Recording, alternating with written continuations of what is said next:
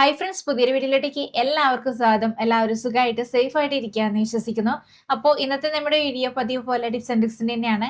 വീട്ടമ്മമാർക്കൊക്കെ ഒത്തിരി യൂസ്ഫുൾ ആകുന്ന ടിപ്സ് ഒക്കെ ഉൾപ്പെടുത്തിയതിലാണ് ഇന്നത്തെ നമ്മുടെ വീഡിയോ. അപ്പോൾ നമുക്ക് പെട്ടെന്ന് തന്നെ വീഡിയോയിലോട്ട് കിടക്കുന്നതിന് മുന്നായിട്ട് നമ്മുടെ ചാനലിൽ പുതുതായിട്ട് വന്ന കൂട്ടുകാരെങ്കിലും ഉണ്ടെങ്കിൽ ഈ ഒരു ചാനൽ നിങ്ങൾക്ക് ഇഷ്ടപ്പെടുകയാണെങ്കിൽ പ്ലീസ് ഒന്ന് സബ്സ്ക്രൈബ് ചെയ്ത് സപ്പോർട്ട് ചെയ്യണം കേട്ടോ.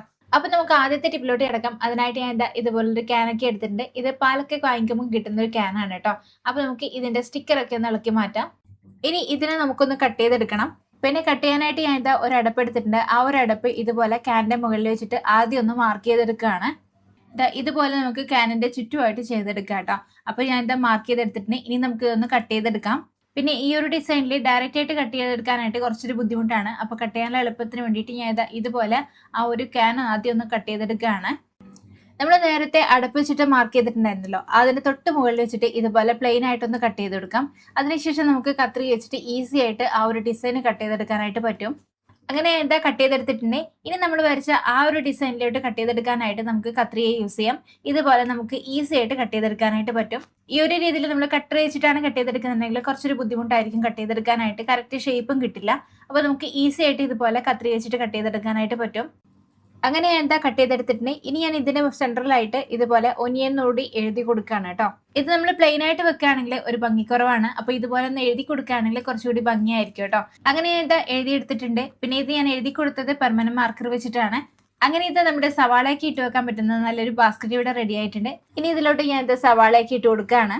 അപ്പൊ നമ്മുടെ കയ്യിലുള്ള ക്യാൻ വെച്ചിട്ട് ഈ ഒരു രീതിയിൽ നമ്മൾ കട്ട് ചെയ്ത് ഉണ്ടാക്കുകയാണെങ്കിൽ സവാളയൊക്കെ ഇട്ട് വെക്കാനുള്ള നല്ലൊരു ബാസ്ക്കറ്റ് തയ്യാറാക്കി എടുക്കാവുന്നതാണ്. അപ്പൊ ഇങ്ങനെ ചെയ്യുകയാണെങ്കിൽ നമ്മുടെ അടുക്കള എപ്പോഴും ഒതുങ്ങിയിരിക്കുകയും ചെയ്യും, നല്ല നീറ്റായിട്ട് ഇരിക്കുകയും ചെയ്യും കേട്ടോ. പിന്നെ നിങ്ങളുടെ ചെറിയൊരു അടുക്കളയൊക്കെ ആണെങ്കിൽ ഈ ഒരു രീതിയിൽ ചെയ്യുകയാണെങ്കിൽ നമുക്ക് ചെറിയൊരു സ്ഥലത്ത് തന്നെ ഒത്തിരി കാര്യങ്ങൾ ഉൾക്കൊള്ളിക്കാനായിട്ട് പറ്റും. ഈ ഒരു രീതിയിൽ തന്നെ നമുക്ക് ഉരുളക്കിഴങ്ങൊക്കെ ഇട്ട് വെക്കാനുള്ള ഒരു ബാസ്ക്കറ്റും തയ്യാറാക്കി എടുക്കാവുന്നതാണ്.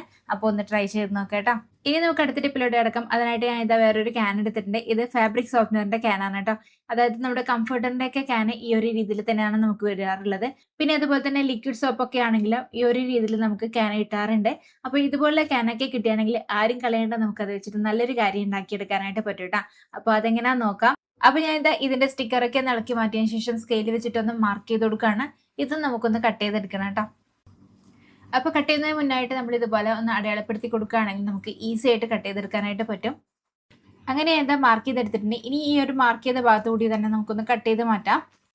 പിന്നെ വലിയ കട്ടിയില്ലാത്ത പ്ലാസ്റ്റിക് ഒക്കെ ആണെങ്കിൽ നമുക്ക് ഇതുപോലെ കട്ടർ കൊണ്ട് കട്ട് ചെയ്യാം കേട്ടോ. ഇല്ലാന്നുണ്ടെങ്കിൽ കത്തിയൊക്കെ ചൂടാക്കിയിട്ട് വേണം കട്ട് ചെയ്തെടുക്കാനായിട്ട്. അങ്ങനെ കട്ട് ചെയ്തെടുത്തിട്ടുണ്ട്. പിന്നെ ഈ ഒരു കട്ട് ചെയ്ത ബാക്കി ഭാഗം നമുക്ക് കളയേണ്ട ആവശ്യമില്ല. നമുക്ക് അത് വെച്ചിട്ട് നല്ലൊരു കാര്യം ചെയ്തെടുക്കാം. ഇനി ഈ ഒരു വെട്ടിയ ഭാഗത്തായിട്ട് ഇതുപോലെ ഒന്ന് വരഞ്ഞു കൊടുക്കുകയാണ്. ഇനി ഈ ഒരു വരഞ്ഞെടുത്ത അതേ രീതിയിൽ തന്നെ നമുക്കൊന്ന് കട്ട് ചെയ്തെടുക്കാം. ഈ ഒരു രീതിയിൽ കത്രിക വെച്ചിട്ട് എളുപ്പം കട്ട് ചെയ്തെടുക്കാവുന്നതേ ഉള്ളൂ. ഇനി നമുക്ക് ഇതിന്റെ ഭാഗങ്ങളൊന്ന് കട്ട് ചെയ്ത് മാറ്റണം. അതിനായിട്ട് ഞാൻ ഇതുപോലെ ഒന്ന് വളച്ചു കൊടുക്കുകയാണ്. അതിനുശേഷം നമുക്ക് ഈ ഒരു ഭാഗം ഒന്ന് കട്ട് ചെയ്തെടുക്കാം. ഇതേ രീതിയിൽ തന്നെ നമുക്ക് ഗ്യാപ്പ് വിട്ട് കട്ട് ചെയ്തെടുക്കാം. അതായത് നമ്മൾ വരച്ച ആ ഒരു രീതിയിൽ തന്നെ കേട്ടോ. പിന്നെ ഞാൻ നേരത്തെ കട്ട് ചെയ്തത് ഇറക്കം കുറവാന്ന് തോന്നിയപ്പോൾ ഞാൻ ഒന്നുകൂടി ഒന്ന് ഇറക്കി കട്ട് ചെയ്ത് കൊടുക്കുകയാണ്. അപ്പൊ ഇതുപോലെ നിങ്ങൾ ഉണ്ടാക്കിയെടുക്കുന്ന ടൈമിൽ ആദ്യം തന്നെ കുറച്ചുകൂടി ഇറക്കിയിട്ടൊന്ന് കട്ട് ചെയ്ത് കൊടുക്കണം കേട്ടോ. അങ്ങനെ ഒരു സൈഡ് മൊത്തത്തിൽ കട്ട് ചെയ്ത് കൊടുത്തിട്ടുണ്ട്. ഇനി ഇതേ രീതിയിൽ തന്നെ നമുക്ക് അടുത്ത സൈഡും ചെയ്തെടുക്കണം. പിന്നെ അടുത്ത സൈഡ് നമ്മൾ കട്ട് ചെയ്തെടുക്കുന്ന ടൈമിൽ ഈ ഒരു ഗ്യാപ്പിൽ തന്നെ ഇതേ സൈസിൽ കട്ട് ചെയ്തെടുക്കണം. അപ്പോൾ അതിന് വേണ്ടിയിട്ട് ഞാൻ ഇതുപോലെ രണ്ടും ചേർത്തൊന്ന് പിടിച്ചതിന് ശേഷം അതൊന്ന് മാർക്ക് ചെയ്ത് കൊടുക്കുകയാണ്. അതായത് നമ്മൾ മുന്നേ വെട്ടി വെച്ചിട്ടുണ്ടായിരുന്നല്ലോ, ആ ഒരു ഭാഗം ജസ്റ്റ് ഒന്ന് മാർക്ക് ചെയ്ത് കൊടുക്കാം. അതിനുശേഷം നമുക്ക് കട്ട് ചെയ്തെടുക്കാം. ഇതുപോലെ ആ ഒരു ഭാഗം മാത്രം മാർക്ക് ചെയ്തെടുത്താൽ മതി, മൊത്തത്തിലായിട്ട് മാർക്ക് ചെയ്തെടുക്കേണ്ട ആവശ്യമില്ല. ഇതുപോലെ ജസ്റ്റ് ഒന്ന് മാർക്ക് ചെയ്ത് കൊടുത്താൽ തന്നെ നമുക്ക് ഈസി ആയിട്ട് കട്ട് ചെയ്തെടുക്കാനായിട്ട് പറ്റും. അങ്ങനെ ഞാൻ മാർക്ക് ചെയ്തെടുത്തിട്ടുണ്ട്. ഇനി നമ്മൾ നേരത്തെ ചെയ്ത പോലെ തന്നെ കത്രിക വെച്ചിട്ടൊന്ന് കട്ട് ചെയ്ത് കൊടുക്കാം. അങ്ങനെ ഞാൻ കട്ട് ചെയ്തെടുത്തിട്ടുണ്ട്. ഇനി ഇത് നമുക്ക് നല്ലൊരു ഓർഗനൈസർ ആയിട്ട് യൂസ് ചെയ്യാം. നമ്മുടെ അടുക്കളയിലെ പാത്രങ്ങളുടെ കൂട്ടത്തിൽ അടുക്കി വെക്കാൻ ഏറ്റവും ബുദ്ധിമുട്ടുള്ളത് ഇതുപോലുള്ള ഹാൻഡിലൊക്കെയുള്ള അടപ്പുകളായിരിക്കും അല്ലെ. സാധാരണ പാത്രങ്ങളോ പ്ലേറ്റുകളൊക്കെ ആണെങ്കിൽ നമുക്ക് ഒന്നിനു മീതെ ഒന്നായിട്ട് അടുക്കി വെക്കാം. എന്നാൽ ഇതുപോലുള്ള ഹാൻഡിലൊക്കെയുള്ള അടപ്പുകളാണെങ്കിൽ നമുക്ക് അടുക്കി വെക്കാനായിട്ട് ഭയങ്കര ബുദ്ധിമുട്ടായിരിക്കും. അപ്പൊ ഇതുപോലെ ഹാൻഡിലൊക്കെയുള്ള അടപ്പുകളൊക്കെ അടുക്കി വെക്കാനുള്ള നല്ലൊരു ഓർഗനൈസർ ആണ് നമ്മളിപ്പോൾ തയ്യാറാക്കിയെടുത്തത്. കണ്ടില്ലേ, ഇതുപോലെ കൈപ്പിടിയുള്ളതും ഇല്ലാത്തതുമായിട്ടുള്ള അടപ്പുകളൊക്കെ നമുക്ക് ഈ ഒരു രീതിയിൽ അറേഞ്ച് ചെയ്ത് വെക്കാവുന്നതാണ്. പിന്നെ ഇതിലോട്ട് അടപ്പുകൾ മാത്രമല്ല പ്ലേറ്റുകളും നമുക്ക് ഈ ഒരു രീതിയിൽ തന്നെ അറേഞ്ച് ചെയ്ത് വെക്കാം. കണ്ടില്ലേ, ഇതുപോലെ നന്നായിട്ട് ഓർഗനൈസ്ഡ് ആയിട്ട് ഇരുന്നോളും. പിന്നെ ഇതിപ്പോ ഞാൻ വെച്ചത് കിച്ചണിന്റെ കൗണ്ടർ ടോപ്പിന് മുകളിലായിട്ടാണ്. എടുക്കാനുള്ള എളുപ്പത്തിന് വേണ്ടിയിട്ടാണ് ഇതുപോലെ വെച്ചത് കേട്ടോ. പിന്നെ നിങ്ങൾക്ക് വേണമെങ്കിൽ ഇത് റാക്കിന്റെ ഉള്ളിലായിട്ട് ഓർഗനൈസ് ചെയ്ത് വെക്കാവുന്നതാണ്. റാക്കിന്റെ ഉള്ളിലായിട്ടും ഇതേ രീതിയിൽ തന്നെ വെച്ചിട്ട് നമുക്ക് ഡോർ ക്ലോസ് ചെയ്യാമല്ലോ. അങ്ങനെയാകുമ്പോൾ ആരും കാണുകയില്ല, അത് ഓർഗനൈസ്ഡ് ആയിട്ട് ഇരിക്കുകയും ചെയ്യും കേട്ടോ. അപ്പോൾ ചിലവർക്കാണെങ്കിൽ ഗസ്റ്റൊക്കെ വന്നിട്ട് കാണുന്ന ടൈമിൽ ഒരു വൃത്തികേടില്ലാന്ന് തോന്നുകയാണെങ്കിൽ ആ ഒരു രീതിയിലും തയ്യാറാക്കി വെക്കാവുന്നതാണ്. പിന്നെ നിങ്ങളുടെ കയ്യിൽ ഒത്തിരി എടുക്കാത്ത അടപ്പുകളൊക്കെ ഉണ്ടെങ്കിൽ ഈ ഒരു രീതിയിൽ തയ്യാറാക്കി റാക്കിനുള്ളിലായിട്ട് അല്ലെങ്കിൽ സ്റ്റോർ റൂമിനുള്ളിലായിട്ടൊക്കെ നമുക്ക് ഈ ഒരു രീതിയിൽ തന്നെ ഓർഗനൈസ് ചെയ്ത് വെക്കാവുന്നതാണ്. അപ്പോൾ അങ്ങനെ ചെയ്യുമ്പോൾ നമുക്ക് ആവശ്യമുള്ള ടൈമിൽ കറക്റ്റായിട്ട് എടുത്ത് ഉപയോഗിക്കാനായിട്ട് പറ്റുകയും ചെയ്യും, തിരഞ്ഞെടുക്കേണ്ട ആവശ്യമൊന്നും ഇല്ല. പിന്നെ അത് മാത്രമല്ല, ഇത്രയും പാത്രങ്ങൾ ചെറിയൊരു സ്ഥലത്ത് തന്നെ ഒതുങ്ങിയിരിക്കുകയും ചെയ്യും കേട്ടോ. അപ്പോൾ ഒന്ന് ട്രൈ ചെയ്ത് നോക്കൂ.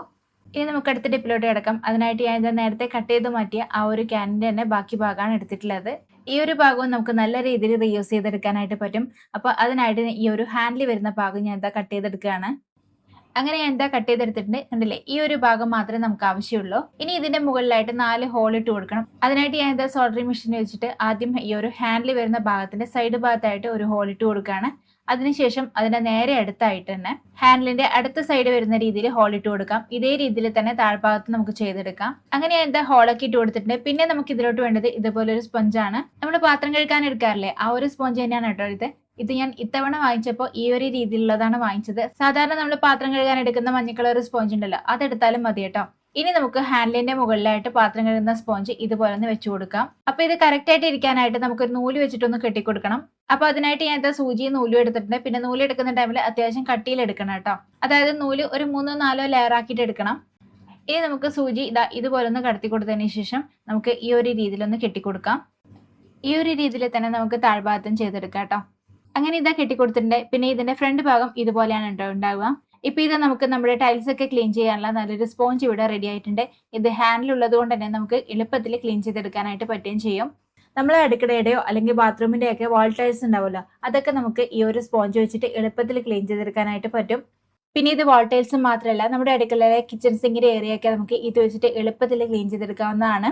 പിന്നെ അതുപോലെ തന്നെ വാഷ് ബേസിൻ ഏരിയ ഒക്കെ നമുക്ക് ഈ ഒരു രീതിയിൽ ഇത് വെച്ചിട്ട് ക്ലീൻ ചെയ്തെടുക്കാവുന്നതാണ്. ബാത്റൂമിലൊക്കെ വാഷ് ബേസിനുള്ളവരാണെങ്കിൽ ഇതുപോലെ ഒന്ന് തയ്യാറാക്കിയിട്ട് നമ്മൾ ബാത്റൂമിൽ വെക്കുകയാണെങ്കിൽ നമുക്ക് എളുപ്പത്തിൽ ക്ലീൻ ചെയ്തെടുക്കാനായിട്ട് പറ്റും. പിന്നെ കൈയൊന്നും വൃത്തികേടാവുകയില്ല. ഇതിലോട്ട് ഹാൻഡിൽ ഉള്ളത് കൊണ്ട് തന്നെ നമുക്ക് എളുപ്പത്തിൽ ക്ലീൻ ചെയ്തെടുക്കാനായിട്ട് പറ്റുകയും ചെയ്യും. ഇപ്പൊ ഞാൻ കിച്ചൺ സിങ്കിന്റെ ആ ഒരു ഭാഗത്തുള്ള ടൈലാണ് ഇത് വെച്ചിട്ട് ക്ലീൻ ചെയ്തെടുക്കുന്നത്. ഇതുപോലെ നമുക്ക് ഈസി ആയിട്ട് ക്ലീൻ ചെയ്തെടുക്കാനായിട്ട് പറ്റും കേട്ടോ. പിന്നെ ഇത് നമ്മൾ കുറെ നാൾ ഉപയോഗിച്ചിട്ട് ഈ ഒരു സ്പോഞ്ച് ഒന്നും കേടായാലും പ്രശ്നമില്ല. ഇതേ രീതിയിൽ തന്നെ നമുക്ക് പുതിയ സ്പോഞ്ച് തുന്നി പിടിപ്പിച്ചു കൊടുക്കാവുന്നതാണ്. അപ്പോൾ ഇതുപോലുള്ള ക്യാനൊക്കെ ആണെങ്കിൽ ഈ ഒരു രീതിയിലൊക്കെ ഒന്ന് തയ്യാറാക്കി നോക്കൂ. അപ്പോൾ ഇന്നത്തെ നമ്മുടെ വീഡിയോ ഇത്രയ്ക്കൊക്കെ ഉള്ളൂ. വീഡിയോ എല്ലാവർക്കും ഇഷ്ടപ്പെട്ടു എന്നിരുന്നു. വീഡിയോ യൂസ്ഫുൾ ആണെന്ന് തോന്നിയിട്ടുണ്ടെങ്കിൽ നിങ്ങളുടെ ഫാമിലീസിനും ഫ്രണ്ട്സിനൊക്കെ ഒന്ന് ഷെയർ ചെയ്ത് കൊടുക്കണം. പിന്നെ അതുപോലെ തന്നെ ഈ ഒരു ചാനലും ഞാനിടുന്ന വീഡിയോസൊക്കെ നിങ്ങൾക്ക് ഇഷ്ടപ്പെടുകയാണെങ്കിൽ പ്ലീസ് ഒന്ന് സബ്സ്ക്രൈബ് ചെയ്ത് സപ്പോർട്ട് ചെയ്യണം കേട്ടോ. അപ്പോൾ പുതിയൊരു വീഡിയോ ആയിട്ട് വീണ്ടും കാണാം. Till then take care. By.